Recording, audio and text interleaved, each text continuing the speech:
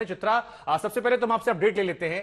राहुल गांधी सर्द के मौसम में, क्योंकि हम आपको देख रहे हैं तो आप ठंड में जैकेट वैकेट पहने हैं, राहुल गांधी टी शर्ट में सियासी वार करते हुए खूब राहुल गांधी ने प्रधानमंत्री नरेंद्र मोदी पर, सरकार पर, सिस्टम पर निशाना साधा।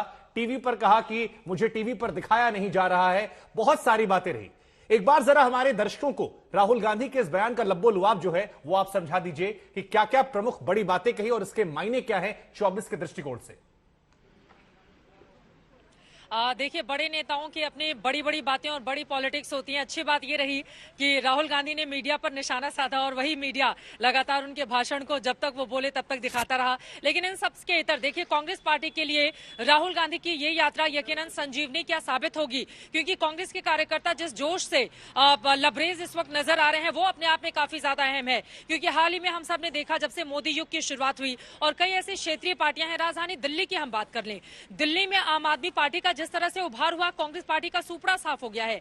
ऐसे में इसी दिल्ली में अपनी पैठ को उसी तरह से बरकरार रख पाना, जैसा कि 15 सालों के शासन के दौरान शीला दीक्षित ने किया था, क्या उसमें कांग्रेस कामयाब हो पाएगी? इसके बाद राहुल गांधी की ये यात्रा, आपको बताते चले कि राजघाट अभी शाम को उनको पहुंचना था, लेकिन हमें जो बड़ी खबर मिली है वो ये कि राहुल गांधी कल सुबह राजघाट आएंगे, महात्मा गांधी को उनकी समाधि पर श्रद्धांजलि अर्पित करेंगे। उसके पहले वो अटल बिहारी वाजपेयी, इंदिरा गांधी, तमाम ऐसे जो हमारे देश के बड़े नेता रहे हैं उनको जाकर वो अपने श्रद्धासुमन अर्पित करेंगे। लेकिन जो बड़ी बात को भी जाना है, तो ऐसे में प्रधानमंत्री की मौजूदगी और राहुल गांधी, ये भी दिलचस्प हो जाएगा फिर तो, क्योंकि खबर जो आ रही है। और स्टूडियो में देखिए संगीत जी भी बार-बार, अटल बिहारी वाजपेयी का जन्मदिन है, कल जन्मदिन है अटल बिहारी वाजपेयी जी का 25 दिसंबर को, और इस वजह से प्रधानमंत्री नरेंद्र मोदी यहाँ पर पहुंचेंगे और हो सकता है इस वजह से सभा है वहाँ पे जी। लेकिन चित्रा, एक सवाल मेरे मन में और आता है, कमल हसन भी आ जाए थे और कमल हसन के पुराने बयानों को लेकर बीजेपी ने फिर वार पलटवार शुरू कर दिया है। ये सियासी सवाल मैं पूछूं, लेकिन कमल हसन की मौजूदगी और उसका कितना असर आपने वहां पर देखा जब कमल हसन का भाषण हुआ, और वहां का माहौल क्या था उस वक्त? देखिए, कमल हसन ने बहुत लंबी चौड़ी बातें नहीं कही। सबसे पहले उन्होंने यही कहा कि मैं भारत का बेटा होने के नाते यहाँ पर राहुल गांधी जी को अपना समर्थन देने के लिए आया हूँ। देखिए, कमल हसन के मौजूदगी अभी उस राज्य में भी उतनी मजबूत नहीं है, लेकिन वो इस देश के बहुत बड़े अभिनेता हैं, इस बात से कोई इनकार नहीं कर सकता। लेकिन राजनीति के मैदान में अभी उनको बड़ा होना बाकी है। लेकिन यकीनन अगर इस तरह के बड़े चेहरों का समर्थन राहुल गांधी को मिलता है तो उससे एक उत्साह का और उमंग का संचार तो जरूर होता है कांग्रेस पार्टी के कार्यकर्ताओं के भीतर। और यकीनन वो दिखा है। राहुल गांधी ने बाकायदा चिट्ठी लिखकर विपक्षी नेताओं से आग्रह भी किया था कि भारत जोड़ो यात्रा का वो हिस्सा बने। उनमें से कई लोगों ने शिरकत भी की है, लेकिन अपने आप में दिल्ली तक पहुंची ये यात्रा बेहद कामयाब ही कही जाएगी। लेकिन क्या इसको वोट में, वो भी बीजेपी जैसी बहुत बड़ी और मजबूत पार्टी के सामने, राहुल गांधी क्या इसमें कामयाबी हासिल करेंगे? क्योंकि हमें नहीं भूलना चाहिए, अगले ही साल 9 राज्यों में विधानसभा के चुनाव होने हैं, उसके बाद 24 में लोकसभा के चुनाव हैं। राहुल गांधी ने अभी नेतृत्व उस तरह से स्वीकारा नहीं है। मल्लिकार्जुन खड़गे कांग्रेस पार्टी के अध्यक्ष हैं। राहुल गांधी क्या प्रधानमंत्री बनेंगे? कार्यकर्ता भले ही इस तरह का बात करता हो, लेकिन राहुल गांधी की ओर से कभी वो लीडरशिप नहीं देखी गई। लेकिन यकीनन उनकी एक कामयाब भारत जोड़ो यात्रा अभी ब्रेक लेगी और उसके बाद उत्तर प्रदेश के जरिए फिर वो कश्मीर तक पहुंचने की कोशिश की जाएगी। अब संगीत रागी तो ये भी कह सकते हैं, एक जल्दी से एक टिप्पणी में कर देती हूँ। संगीत रागी जी और बीजेपी के नेता तो ये भी कह सकते हैं कि देखिए, जिस कश्मीर में जाकर तिरंगा लहराना चाहते हैं राहुल गांधी, वहां पर 370 के बाद ही ऐसा संभव हो पाया, क्योंकि हम सब जानते हैं कि वहां पर पाकिस्तान के झंडे को लाल चौक पर किस तरह से लहराया जाता था। लेकिन यकीनन पॉलिटिक्स अपनी जगह, लेकिन भारत जोड़ो यात्रा में अपार भीड़ रही। अब उस भीड़ को लेकर वोटों में कैसे तब्दील करेंगे राहुल गांधी, इस पर चित्रा आपने कश्मीर दे दिया है मुझे, तो ये शुरुआत में यहीं से कर लूंगा। फिलहाल आपका बहुत बहुत शुक्रिया, आपने पिछले 2-3 घंटे से लगातार इस कवरेज को आज तक के दर्शकों तक पहुंचाया।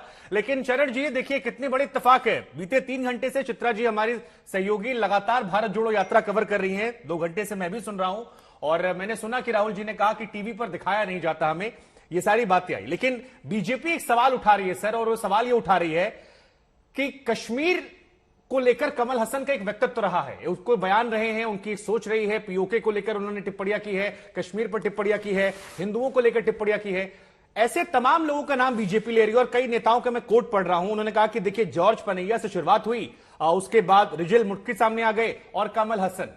बीजेपी आरोप लगा रही है कि ये भारत जोड़ो यात्रा नहीं है, भारत तोड़ो यात्रा है।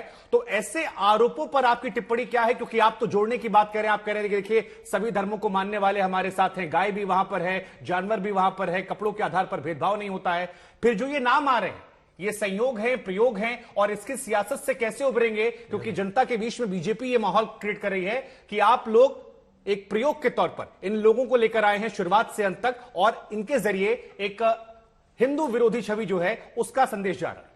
ये बीजेपी का आरोप है।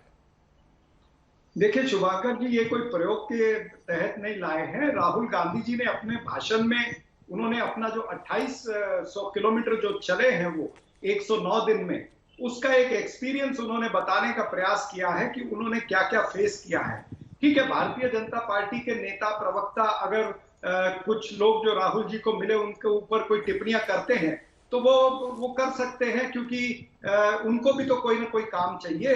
तो वो अगर इस तरह की टिप्पणियां नहीं करेंगे तो उनके आला नेता उनको पूछेंगे भाई तुम्हारी दुकान में सामान क्या है। लेकिन कुल मिलाकर के राहुल गांधी जी ने अपना एक एक्सपीरियंस बताया, भाई मैं 2800 किलोमीटर चला हूं, उसमें मुझे अनेक जानवर भी दिखे, अनेक गरीब इंसान मिले, अनेक लोगों के मैंने आंसू पोंछने की कोशिश करी, मैंने उनके दुख दर्द को समझा, मैंने नहीं, किसानों चरण को सिंह सापरा जी, देखिए आपके मंच का अगर कोई व्यक्ति उपयोग करता है और आपके मंच से वो भाषण देता है तो फिर सर कुछ सवाल तो आपको लेकर भी होंगे। अब कमल हसन अगर सामने आए और कमल हसन ने पहले ये कहा है कि देखिए कश्मीर में जनमत संग्रह होना चाहिए, या आजाद कश्मीर है, या हिंदुओं को लेकर उनकी टिप्पणियां रही हैं, तो आपको लगता नहीं कि ये सवाल आपसे ही पूछे जाएंगे और यात्रा का मुख्य मकसद जो है उस पर कहीं ना कहीं ये सवाल थोड़े बहुत बीच में आएंगे, इनके जवाब आपको भी देने पड़ेंगे, क्योंकि इनसे बच नहीं पाएंगे आप। उन्होंने मंच साझा किया है और आपके पोडियम से ये बातें कही है भारत जोड़ो यात्रा में।